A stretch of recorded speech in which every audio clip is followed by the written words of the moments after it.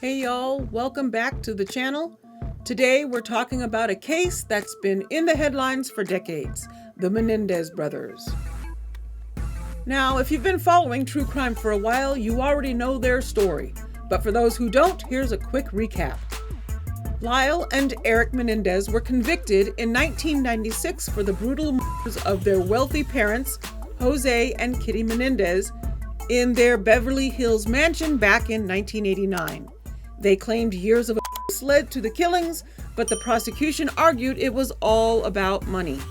Fast forward to now, and their case is back in the spotlight, with new allegations, legal motions, and even a possible shot at parole. So let's get into it. This case has been analyzed over and over, but in recent years, new evidence has emerged that's led to a fresh legal battle. In 2023, a shocking allegation surfaced from Roy Rosello, a former member of the boy band Menudo. He claimed that José Menendez, the brother's father, sexually assaulted him when he was just 14 years old. This was a huge revelation because it supported the boy's long-standing claims of abuse. Around the same time, a 1988 letter from Erik to his cousin was discovered in which he wrote about the ongoing abuse from his father. This letter had been buried for decades, but it added weight to their defense that they acted out of fear rather than greed. For those who have always believed their abuse claims, this was major. But what did the courts think? With this new information, Lyle and Erik's legal team filed for a new hearing, arguing that this evidence would have changed the outcome of their trial. At first, LA District Attorney George Gascon seemed open to the idea of reconsidering their sentences, acknowledging that the abuse allegations were credible. But in a twist, the new district attorney, Nathan Hochman, is opposing a retrial, saying the brothers have not taken full responsibility for their actions. So, as of now, a new trial isn't on the table, but that doesn't mean the fight is over. Now, here's where things get really interesting. Despite the legal setbacks, Lyle and Erik may have a shot at parole. California Governor Gavin Newsom has ordered the parole board to conduct a risk assessment. This means that they are evaluating whether the brothers pose a threat to society if released. The official parole hearing is set for June 13th, 2025, and this is a big deal because it's the first real chance they've had in decades. The parole board will consider things like their behavior in prison, the new abuse allegations, and public opinion. Speaking of which, if you've been on TikTok, you've probably seen the younger generation absolutely rallying behind the Menendez brothers. Their case has gone viral, with many arguing that they were victims of extreme abuse who never should have been sentenced so harshly.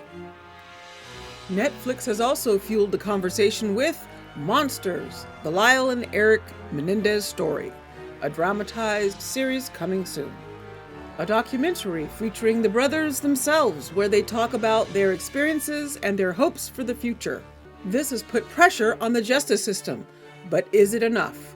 While the Menendez brothers have gained public support, not everyone agrees they should be released. Some family members remain frustrated, arguing that the brothers knew what they were doing and should serve their full sentences. Others support their release, believing that their father's alleged history of abuse changes everything. And of course, legal experts are split. Some say they deserve a chance at freedom, while others argue they've already had their fair trial. So where does this leave us? Here's what we know. The Menendez brothers will have a parole hearing on June 13th, 2025. California's governor has ordered an assessment to determine if they should be released. Netflix and social media have brought their case back into the spotlight. At the end of the day, it all comes down to what the parole board decides, and that decision will change everything. Y'all, this case is one of those that never stops evolving. Just when you think it's over, new information comes out, and suddenly we're re-examining everything. That's why it's remained so controversial for over 30 years. So let's break it down. On one hand, you have people who believe justice was served. Lyle and Erik brutally murdered their parents, and no matter what the circumstances were, they should remain behind bars. If we start excusing murder because of past abuse, where does the line get drawn? The law says murder is murder, and let's be honest, there were a lot of holes in their defense back then. The prosecution pointed out that the brothers went on a wild shopping spree after the killings, spending their parents' money like it was nothing. That doesn't exactly scream remorse. Plus, there's the argument that if they were really acting in self-defense, why did they wait so long to tell the full story? The first trial ended in a hung jury, and only when they got a new defense strategy did the abuse claims become the central focus. A lot of people feel like the brothers manipulated the system to try to get away with murder. But here's the thing.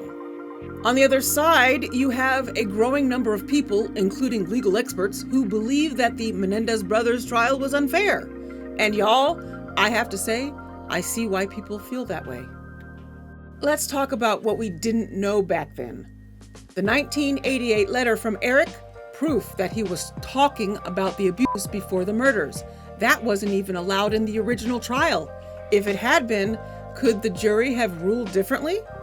The Roy Rosello allegations, a third party completely unrelated to the brothers stepping forward decades later to claim José Menendez used him. That adds major credibility to the brothers' claim, because why would Rosello lie about something so dark? The way abuse survivors were treated in the 1990s, let's be real. Back then, this wasn't talked about the way it is now. Survivors were often dismissed, and the justice system did not handle these cases with the same understanding we have today. If this trial happened now, would the outcome be different? And then there's the biggest question of all. Should they still be in prison? Let's say for a moment that the abuse did happen exactly how they said. If that's true, then we're looking at two young men who were so terrified that they believed their only way out was violence. That's not an excuse. It's just a reality of how trauma can make people act.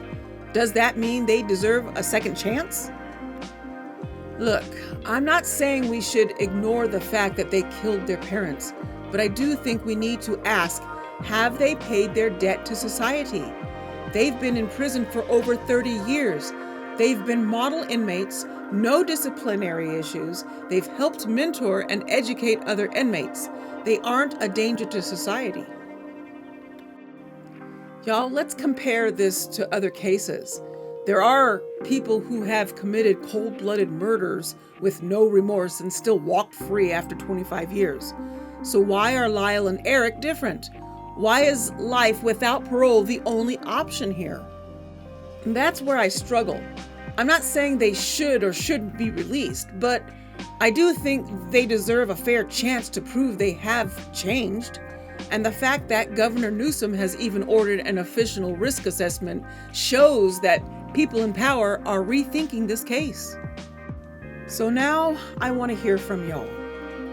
What do you think? Do you believe justice was served and they should stay in prison for life?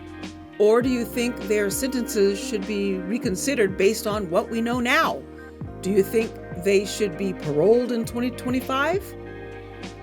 I'd love to hear your thoughts in the comments. This case brings up a lot of emotions for people, and I know there are strong opinions on both sides. Let's keep the discussion open and thoughtful so we can really explore all perspectives together. As always, thank y'all for watching. If you found this video interesting, don't forget to like, subscribe, and hit the notification bell so you don't miss my next one. I'll keep you updated as we get closer to the parole hearing. I appreciate y'all so much. Stay safe, stay curious, and I'll see you in the next one. I'm very curious to hear your responses. Let me know in the comments below. I look forward to bringing you more in the near future. Keep a lookout for my next case. Thank you to my producer Suzuki for all her hard work gathering case info. Don't forget to like, subscribe, and click the notification bell.